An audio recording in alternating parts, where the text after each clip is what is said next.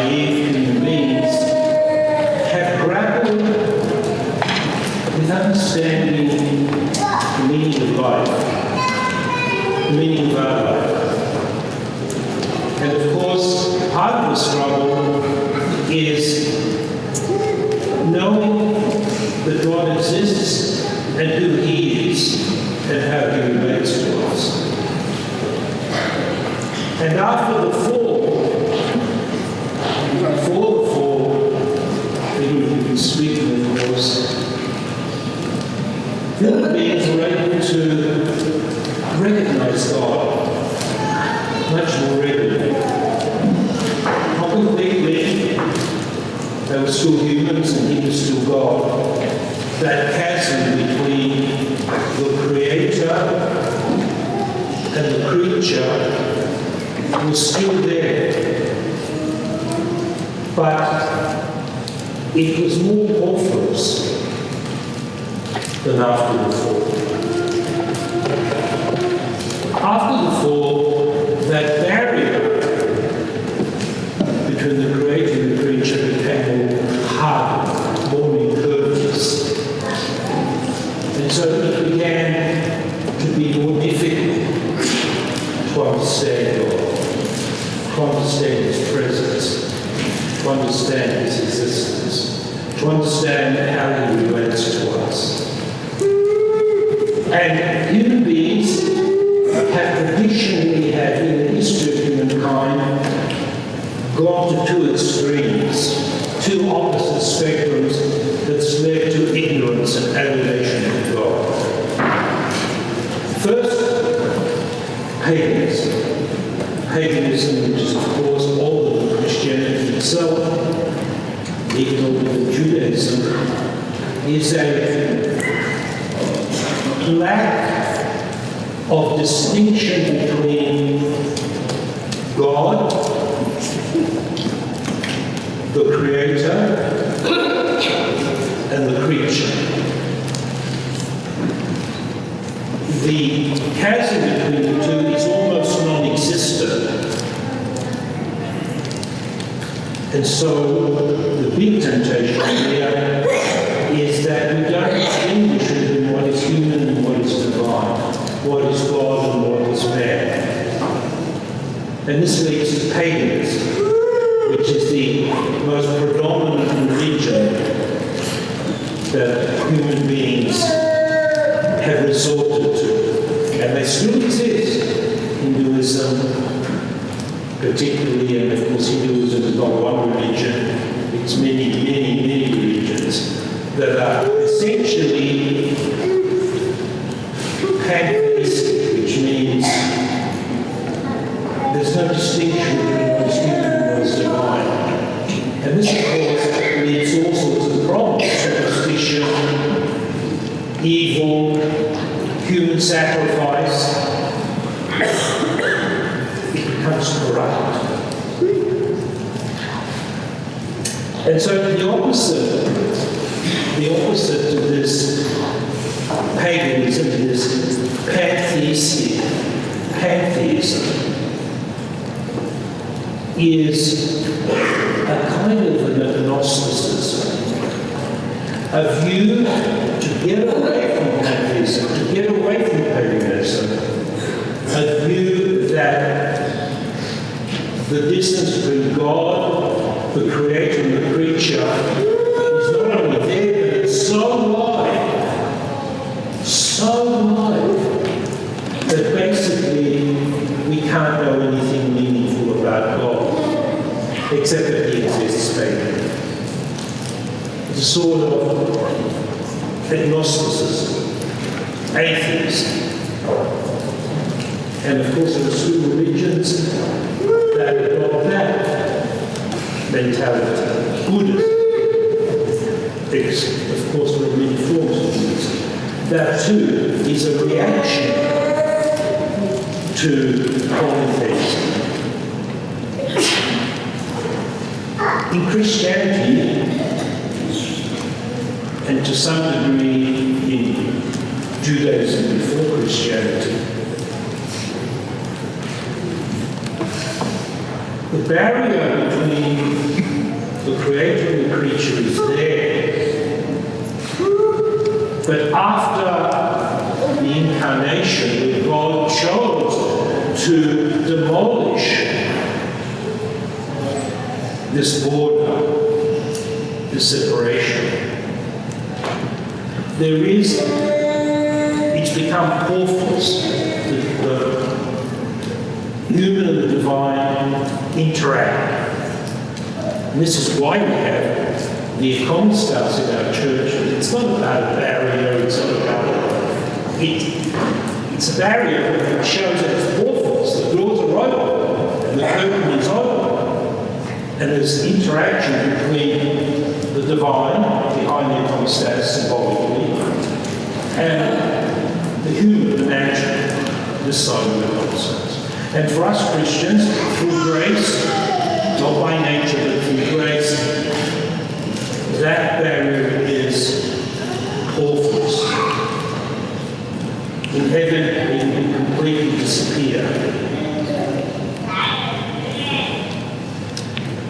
I want to talk about this because today we begin the fast, the Nativity fast, sometimes called St. Philip's fast, equivalent to what in the Latin Church is Advent.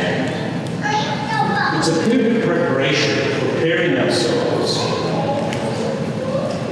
And it's a preparation for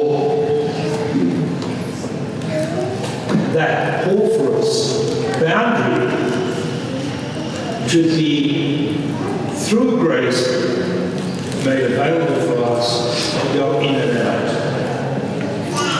I think the biggest temptation in the time that we live in is perhaps not so much polytheism, although that exists too, particularly for example in New Age, but it's agnosticism, it's this disbelief, this kind of practically atheism. And that comes from the separation between, this notion of the separation between God and man, between the creator and the creature is so wide, that there's no relationship. And so everything is in their head. It's a reading. It's just about thinking about it. But no contact. No real encounter. This is the most prevalent heresy of our church and our world today. And we have to get this right, because if we don't get this right, we're not going to encounter God. We're going to really struggle to encounter God. And that's exactly what happens. You know, a lot of us, particularly that come from the Western tradition, the Latin tradition, we brought up with the notion of sin, and that we need to not be distracted by bad thoughts. In Greek, moyisni, the patristic term. Sometimes those bad thoughts are of a sexual nature, sometimes they're different, but they're kind of a wallowing in the creature. But I think so we have to avoid it. We have to escape that. But we have to be careful not to follow into the opposite extreme. That we begin to really to think that anything that is physical, anything that is sexual, is bad. There's another old heresy in the church called Manichaeism, dualism. But I think it's the most prevalent heresy that we are threatened by.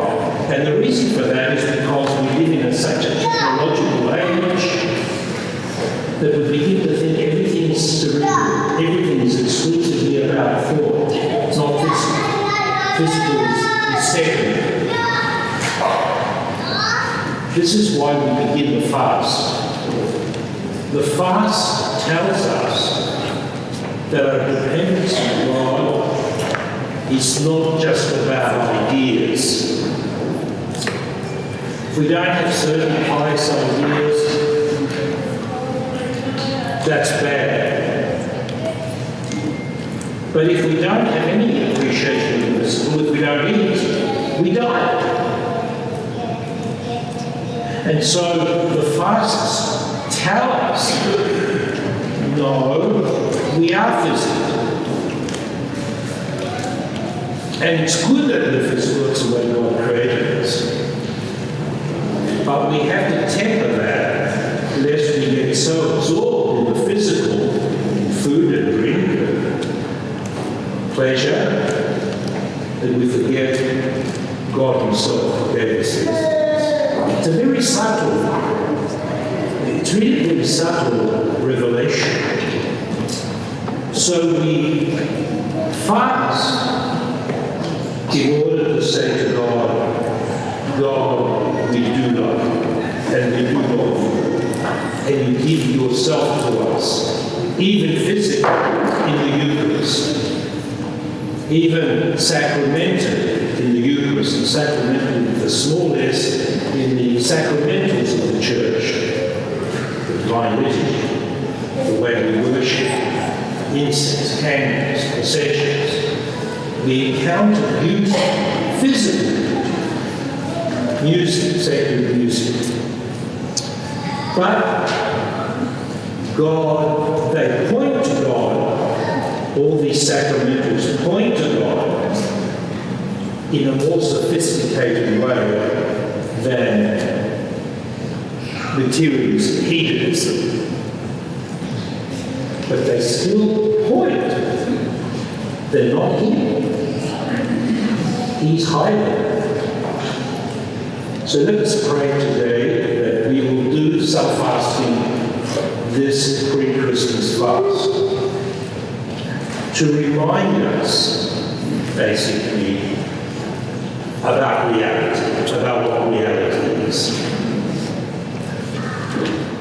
We share a foretaste of heaven. There's so much imagery about the banquet that talks about heaven. But we're not there yet. And we know that all too well. The stupid, naive person that thinks we're in heaven already. I don't. Most of us don't. But we have to avoid the opposite too, of thinking that, oh, there's no hope. We're really in hell. That's the place of no hope. So let's make an effort. How much we do, what we do, is not that important. That we do some fasting to keep us grounded, to keep us human, to keep us real, is very important.